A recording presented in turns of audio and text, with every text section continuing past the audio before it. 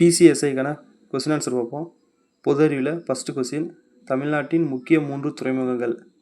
சென்னை, எண்ணூர், தூத்துக்குடி.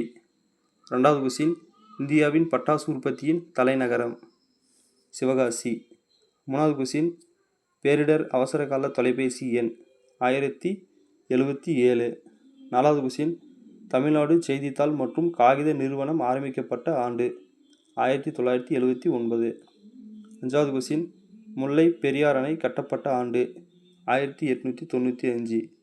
6வது கொஸ்டின், இந்தியாவின் மிக பழமையான அணைகளில் ஒன்று மேட்டூர் அணை. 7வது கொஸ்டின், காவேரி ஆற்றின் குறுக்கே கட்டப்பட்ட அணை மேட்டூர் அணை. 8வது கொஸ்டின், பெரும் எண்ணிக்கையில் சதுப்பு நில முதலைகள் காணப்படுவது அமராவதி அணை. 9வது கொஸ்டின், தமிழ்நாட்டில் நெல் ஆராய்ச்சி மையம் அமைந்துள்ள இடம் ஆடுதுறை. அடுத்தது பொருளியலில் ஃபஸ்ட்டு கொஸ்டின், இந்தியாவின் மிக பழமையான தொழில் நெசவு தொழில்.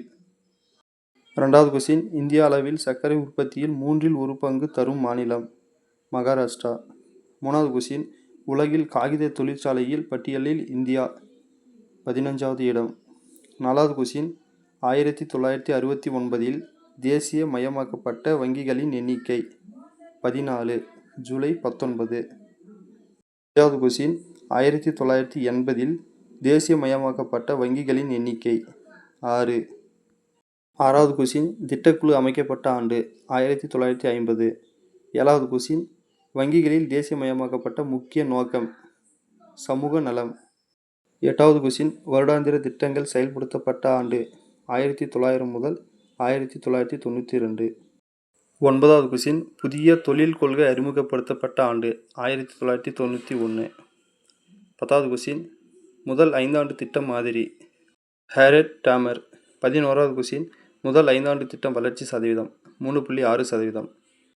12வது கொஸ்டின், 2வது 5 ஆண்டு திட்டம் மாதிரி மஹல நோபிஸ் 4.1%. 13வது கொஸ்டின், 3வது 5 ஆண்டு திட்டம் டேஸ் என்று அழைக்கப்படுவார் காட்கில் திட்டம். 14வது கொஸ்டின், புதிய பொருளாதார கொள்கை அறிமுகப்படுத்தப்பட்ட திட்டம் 8வது 5 ஆண்டு திட்டம்.